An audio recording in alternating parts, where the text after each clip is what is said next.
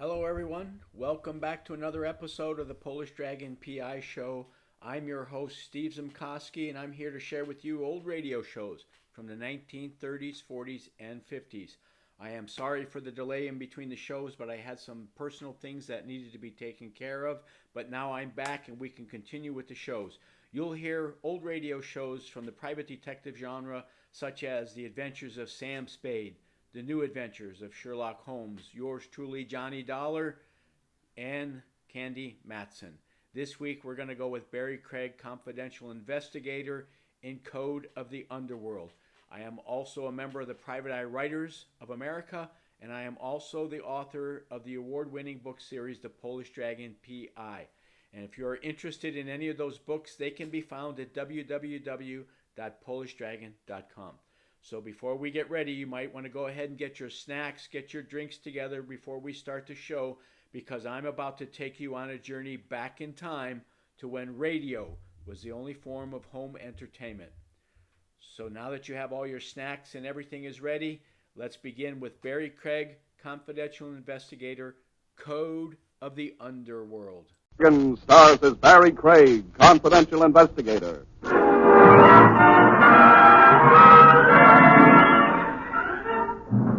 The chap who goes from his bed to the parlor isn't always enjoying the comforts of home. Yes, that's right. By parlor, I do mean funeral parlor.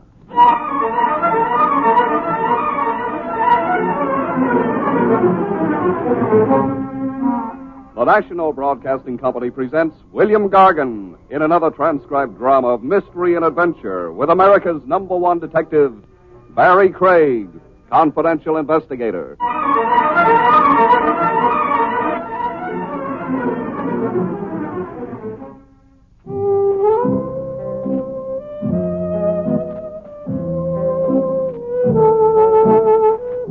Barry Craig speaking. Some cases don't show at all in your monthly cash receipts. Your only compensation is the warm feeling you get deep inside. A case that would be, say, in the public good and welfare. The first nudge it gave me was in Dolan's coffee pot. I was having a steak burger, free on Dolan. Dolan was paying off a World Series bet. His team had lost. The nudge came from a girl, 20 maybe, give or take a year, in a cloth coat with a babushka around her head. A scared look to her, like she just dried her tears. Mr. Craig, if you'll excuse me. Oh, I do. Be my guest. No, thanks. Oh, the food's good here. Sanitary kitchen. Well, it's awfully nice of you, but I... Coffee, then. Hey, Dolan. One Java, piping hot. Now, no need looking so scared, miss. People come up to me all the time. Then it's not unusual for me to... Oh, not one bit. The day my private life gets too private, friend, make room on that breadline. My name is Norma, Mr. Craig. Well, stretch it. Norma Barron. Your own crisis or a borrowed one? I'm here on behalf of my boyfriend, Chris Chakowski. Here with his consent and blessing? No. Oh, he'd be furious if he... Enough said. Hand me a napkin. Napkin? For my steak burger. I'll wrap it up and finish it under the stars. My guess is that you'd feel freer without so many ears around. Well, it is awfully crowded here. Everybody's staring at me.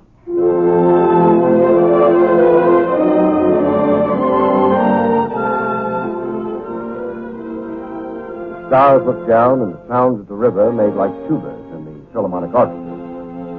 Norma got around to the point of her mission. Chris is wild, deliberately bent on destroying himself. Oh, familiar record. Youth carrying a chip. The country doesn't know it, but we've got an undeclared civil war on our hands. An undeclared civil war? Youth against the grown-ups. Total war and no weapons barred. Read the daily papers. It is horrible. We don't come to some solution about it, we'll slip back into the dark ages. But get on with Chris. Oh, he's carrying a gun. He doesn't know I know. That's why I came to you. Why not the regular police? Oh, I didn't dare. Gee, I don't want Chris in trouble. I wanted him understood and helped. How close are you to Chris? We've been going together since school. I've never known any other boy. Girls will sure pick them. Well, deep down, Chris is good and gentle and decent. So, okay. Who might argue with love? So what sours Chris? I'm not too sure. Personality problems, I think. hard time he's been having, his lack of direction. That about covers what ails the world. Does Chris work? He keeps losing jobs. Oh? Tell me about his associations. They aren't good. Chris goes where he's accepted. He doesn't discriminate. What's got him feeling so low down and rejected? Besides his hard luck with jobs. Well, he's always felt second rate. His boyhood was a mess. Parents? An aunt and uncle. Not always a satisfactory substitute. Okay, I'll look Chris up. See what's got the boy toting a gun. I found Chris Tchaikovsky, only he didn't know it at the time. I wanted to tail him for a while on the QT, see what pattern of movement was typical to him. Average looking, except for his clothes. The clothes were stylish, a fancy Dan cut to them. His movements for a while were very typical of the young tough, lounging in front of a barber shop, then across the street to lounge some more in front of the Apollo Billiard Academy. A little chit-chat with a few young fellows trying to look hard.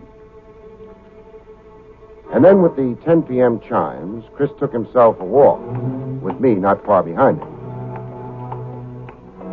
A short walk it turned out to be, to a movie house, the Odeon. A double feature playing Death in Spades and Girl of the Manitoba Trail. I was right in line with him, buying an admission ticket. The guy buys into a movie house, he generally finds a seat and settles down for a 3-hour snooze. Not Chris Tchaikovsky. He no sooner got in, he was leaving by the balcony fire exit.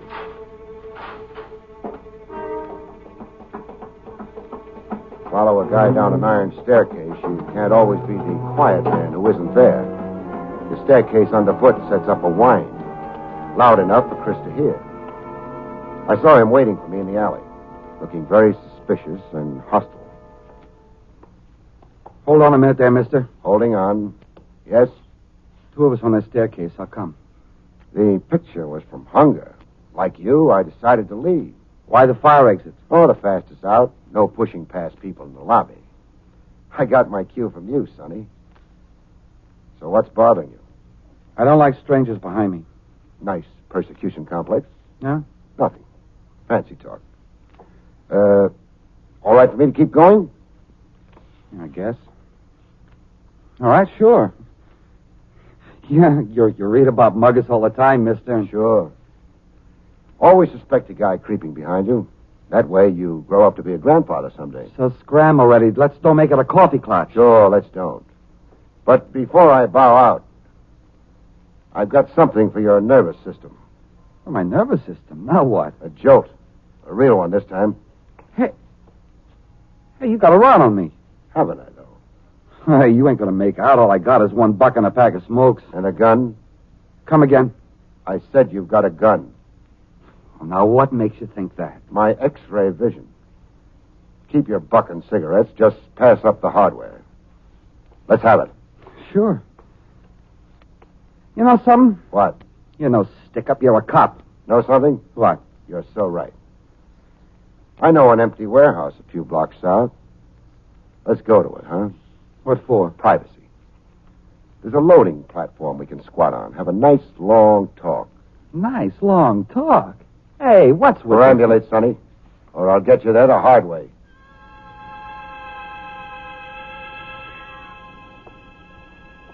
The only company we had around the warehouse loading platform was a family of cats. I pulled out all the stops in talking to Chris Tchaikovsky. You were in and out of the Odeon Theater to establish a time alibi covering 3 hours, in case of a pinch. You're crazy. You made sure the cashier and the ticket taker saw you. You went out of your way to greet both of them. They both know me since I was a kid. Maisie and Sam Guinness. How long don't I know them? Some cop asked you about where you were tonight. You show them the ticket stub. Yeah. Then they asked me about the pitches, wise guy. I can't answer that. You saw me leave right away. You saw the movies last night. You got in somehow without being noticed by the cashier or the ticket taker. Either that or somebody briefed you on the pictures. You know them by heart. Go on. Make a federal case out of nothing. Packing a gun isn't nothing, Sonny. There's a law against it. I found the gun over on a lot in the weeds. Even at that, granting the lie, the law is still against it. I didn't know how to dump it. There's the police station house. For the cops to push me around? Oh, wouldn't I be nuts? There's a sewer on every block. The sewer, yeah. Yeah, I should have thrown it down the sewer. You should have. Only thing, you had a robbery all set up. And the gun figured in it. Say what you like. Go ahead. You got nothing on me. The gun? Okay, the gun. So pull me in. You could come clean with me. Hey, you could take a... Wash your tongue. So you're sticking to the cartoon, huh? Tough Chris Tchaikovsky. Don't you go making fun of me. Like others have, huh? What do you mean by that? The laughs at your expense. The laughs that soured you on people in society. And even on yourself. Ain't nobody been laughing at me. I know. Not lately. Not since you've become a sinister figure. You're crazy. And you're as self-conscious and unsure as anybody I've ever met. Now, why do you say that? I'm looking squarely at you. Oh. You're another one like that. That disfigurement in your face, your right cheek. How did it happen? Fire. I was a kid. We lived 5 flights up over on Leonard Street. I got burned bad. One profile, you're fine. A handsome gent. But on the other side, you're a scarecrow. Mr. Gun or no gun, I'll break your head. Sorry. I just wanted to see how deeply you felt about your looks. I don't think about it until a wise guy But reminds you me. do think about it, Chris. It's on your mind and in your eyes and heavy on your soul. It's got you toting a gun and planning robberies. I'll ask you again. Come clean. Come clean about what? The robbery scheduled for tonight. Where? Who? And the fellas in it with you. Their names. I got nothing to tell you, nothing. The code, huh? The phony code of honor. Don't squeal. Don't even let out a peep in the electric chair. Where do you live? That's for you to find out. I don't think I'll try. Good night. Good night. You letting me go? For now. Oh. You're going to keep hounding me. Yeah. From here in, I'm the angel over your shoulder. You'll never walk alone. You think. I'll get even with you. You watch. You dirty no good copy. You just watch. I didn't bother answering that. I let the family of cats do it for me. In the morning, I had eggs and coffee. Still free on Dolan. Meals for a month on the house. That had been my winning World Series bet with Dolan. The morning papers told me what Chris Tchaikovsky wouldn't talk about the night before. Masked gunman shoot hotel cashier and holdup. Escape with $6,000 in cash. The Everly Hotel, 9 blocks from the warehouse where I'd sat out the evening with Chris Tchaikovsky. 9 blocks. A 10-minute stroll for Chris from the alleyway of the Odeon Theater. I'd sure gummed up his plan. Not being able to find Chris Tchaikovsky, I found his girl Norma Barron instead. She was busy at work in a glove factory, a pieceworker. Norma ran up the side seams on a machine. So fast, I could swear the lady had 8 hands. I can't talk to you now. It's important. Please, Mr. Minton, he's the foreman. He's got a production schedule. He's a fanatic. Lincoln freed the slaves. Craig can do no less. Jokes aside, I'll be laid off. Please, you'll only free me to be unemployed. When's lunch hour? 12 o'clock. I got a box lunch here. Well, quit now. I'll get you another job. What at? I can't keep yelling over your sewing machine. What at? Now, let me see. Yeah, receptionist. At my dentist, Doc Friedman. 40 per and all the National Geographics you can read from 10 to 5. Oh, gee, I've been dying to get paid for doing nothing. So? Hasn't he already got a receptionist? Yeah. But Hannah's getting married over the weekend. Fell in love at a roller skating rink. Well, you quit now? Do I? Oh, just give me 2 minutes. For what? A choice word I've been saving up for the foreman, Mr. Minton. Have I been dreaming of this day? Norma was just too nice a girl to be making 2 hands do the work of 8. I asked her help in finding Chris. I'm afraid Chris has gone away. Why do you think that? His room, he wasn't in it this morning. His room. Furnished room at Mrs. Bester's. I ring Chris's bell mornings and we eat breakfast together and then he walks me to work. Did you go up to his room? Yeah, It? It looked like Chris had vacated it. His personal stuff wasn't around. No note for you? Note? Of explanation? Oh, no. No note. Your nose just lit up. My nose just... It always does when a nice girl stoops to falsehood. Now, let me have the note.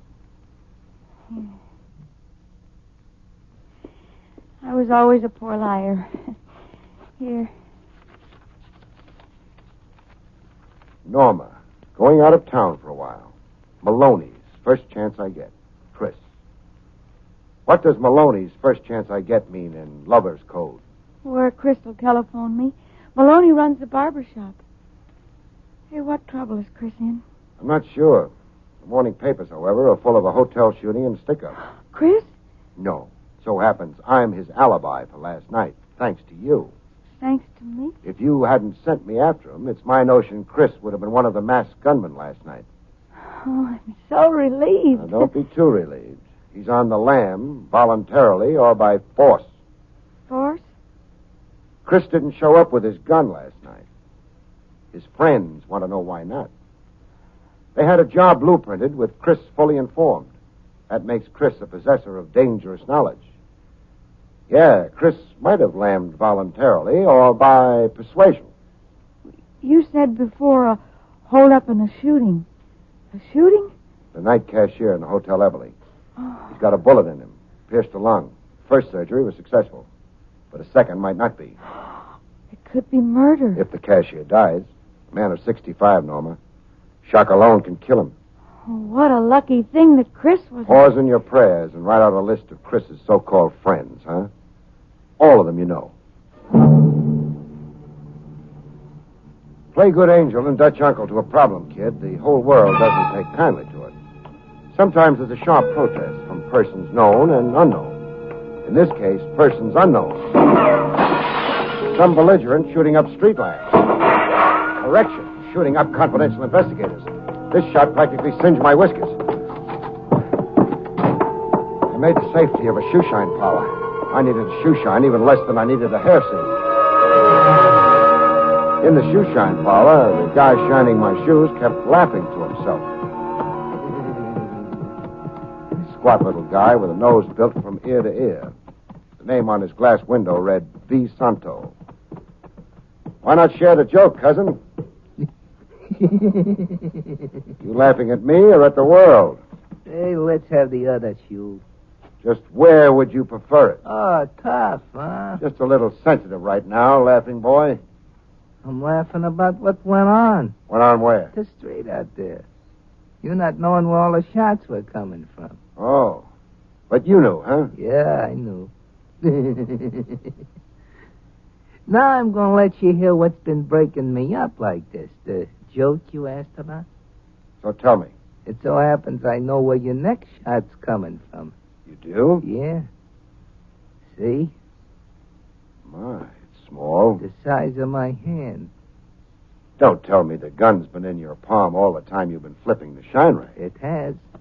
Look, I'll show you how the tricks work. See, I'm shining them up. All the time I got the gun palmed. Well, what do you know? Cute, huh? Very. Well, I ran right into the spider's web. Right straight in. Don't suppose we'll get to the other shoe now. Nah, I'm off that. Don't suppose you want payment for half a job. It's on the house. Thanks. Well, Well, what? what now? You come down off that chair. Yeah. Off the chair. First things first. Sure.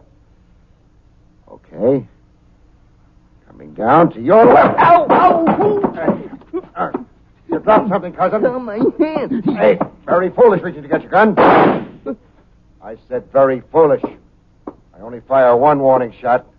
That's all that's required of any cop. You're not too bright, cousin. Ordering me down off a high perch, you should have backed out of range of my feet. Oh, my thumb's busted. Nothing fatal. A busted thumb, how do I make a living? Which raises the question, just how do you make a living? I'll answer that for you. You do odd jobs for Maloney the barber. Maloney the Bob? Who's he? I like my guess. From that surprised look on your face, I like my guess very much. Mess with Maloney, you're a dope. Maloney's the dope. A rifle isn't standard tonsorial equipment for a hair singe. Park your shine rag, Junior, and grab your hat. You locking me up? I'm turning you over to a chap named Trav Rogers, Lieutenant Trav Rogers. He's locking you up. What charge? Concealed weapons for a starter. Let's go. Hey, that's the yard out there. I know. The temperature in the street's too sizzling for comfort. What with Maloney doing his barbering with a rifle, we'll catch ourselves a nice breeze, going out the yard and over a few fences. Lead us in our journey, Santo. Neighborhood hoods organized into a stick-up gang, like a respectable cover. To be able to point to, quote, legitimate gainful employment, unquote, when the heat is on. I let Maloney the barber trim my hair. There you are, friend. All cut. Hold the mirror to the back of my head, huh? Yeah, sure. Nice, huh? The line zigs up and zags down. Style to it. I always give style to And it. the sideburns, cockeyed. One's over my ear and one's under. You got a lot of complaints. My head of hair. Next time, take it someplace else, huh? What barber college did you study in, chum? That's my business. Bet I can guess. Sing Sing. I take so much needling, and then it... I beg your pardon. What did you do that for? Oh, it's an accident. I was getting off the chair. I didn't see your big fat stomach in the way. I gotta sit. You knocked the wind out of me. Yeah, let me help you sit.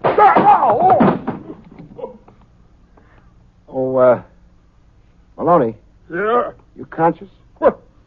What's got into you? You're a lousy barber. As a matter of fact, I don't even think you are a barber. You're crazy. Just asked around the neighborhood. You're a barber like Santo down the street is a shine boy. Santo? Santo. The last I saw him, he was being fingerprinted. On your feet. I've already asked around the neighborhood, Maloney. Heard all I need to know about you. Oh, bull. Nobody in the neighborhood even said hello to you. No, huh? Because you've got them intimidated, huh?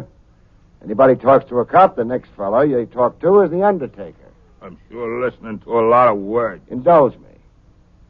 Stick-ups this end of town originate here in your barber shop. Like the one last night in the Eberly Hotel. Like 20 others that have gone unsolved the last 2 months. Young men in here get a lousy haircut and a big education in crime. Words. Words to dress up an indictment. I've got a list of names with me. Skinny Morrow, Buck Edwards, Pinky Dodge, Dutch O'Melveny, Red North. You've been copying names out of a telephone book. Names of young fellas ruined by Maloney. Gun-toters and stick-up artists. Ask me where the fellas I read off are right now. You're talking. Being rounded up by the police. What are the odds that one of them spills the Maloney story? I want to call my lawyer. Soon as the show is over. Show? What show? A squad of cops on their way here. The store, back room, and basement. They're going to take it apart. I'll lay odds on what they'll find. Rats and roaches. And cameras, radios, rings, watches, etc. Maybe even a big piece of that $6,000 taken at the Eberly Hotel last night. Settle down with the comics, Maloney. We've got 10 minutes to kill.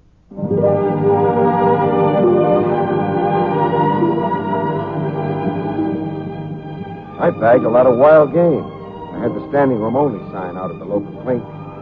But I still had the problem of Chris Chukowski on my hands. I thought that one over, and then I took my thoughts to a fellow uptown. A fellow with an odd name who wore a short white coat with the pomp of a Maharaja in his ceremonial robe.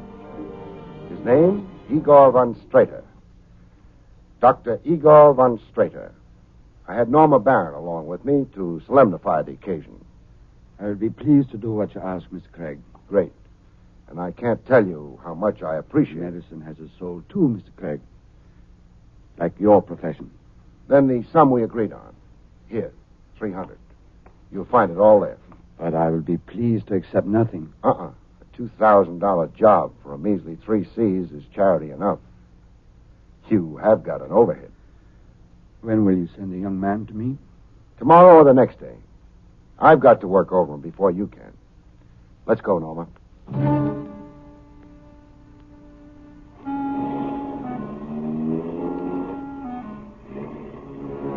Driving away, Norma could no longer contain herself. A plastic surgeon. Best man in New York.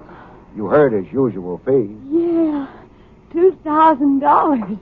The only permanent cure I know for your guy. Fix that cheek of his and you fix his morals. His inferiority feelings began when the fire mutilated his face. Yeah. In my heart, I've always known that about Chris, but... But? Well, gee, $300 of your own money, it's not fair to you. It's not my own money. It's Maloney the barber's contribution. Maloney?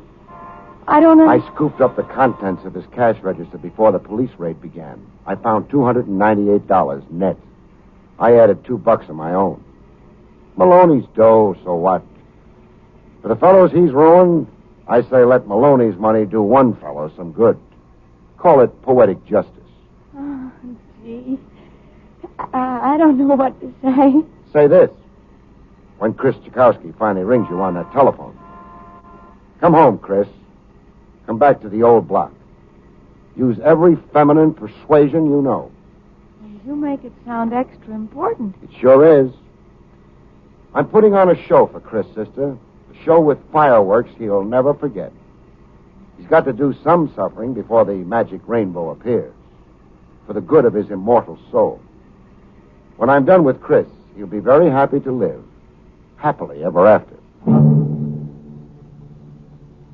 The phone call to Norma came through, and soon enough. I watched Chris Tchaikovsky take a quiet evening stroll down the old block on his way to meet Norma. I let him cross from Santos Shine Parlor to Maloney's barber shop before I opened fire. When he fell face down in the gutter, I gave him a couple of extra shots. I watched him roll over, face upward to the sky, then go rigid as the angel of death tapped him on the brow. A hysteria reaction. All pure shock. Chris's death was grossly exaggerated. After all, how could he be dead when I'd been using blank bullets? Soon, I listened to Chris Tchaikovsky talk to himself. Miracle I wasn't killed. Maloney had a rig for me to be killed. Miracle, the bullets passed all around me. Still feel you owe loyalty to rats? I learned my lesson. I learned it. Ready to get it all off your chest now? Yeah, sure. Anything I know to tell. You'll feel better for it. The underworld code is for suckers, son. The rat you're protecting is generally aiming a knife at your back. Yeah, a gun, you mean? Yeah, I know that now. And how I know that. While Chris Tchaikovsky was getting it all down on police record, I had a few private words with Norma. You faked the attempt on Chris's life. Yeah. Show a man the face of death that he develops a love of life. The good, clean life. Sorry the shock therapy had to be so, well, melodramatic. Oh, I fainted dead away when I heard the shots.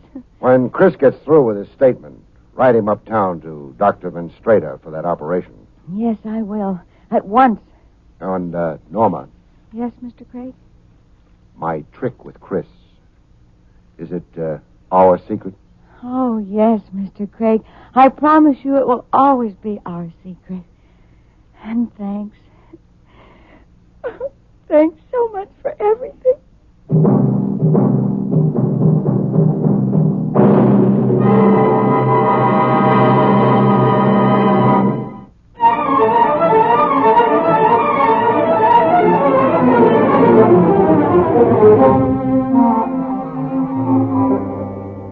Barry Craig, starring William Gargan, is under the direction of Hyman Brown. This is Don Pardo speaking.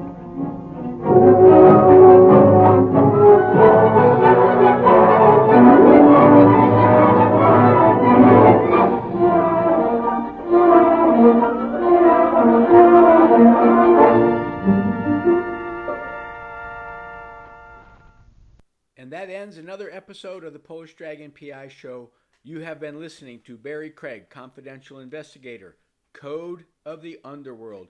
If you enjoyed the show, please click like down below, subscribe to the channel, and make sure to share with your family and friends. And again, if you're interested in any of the Polish Dragon PI books, they can be found at www.polishdragon.com. Until next time, everyone, bye-bye.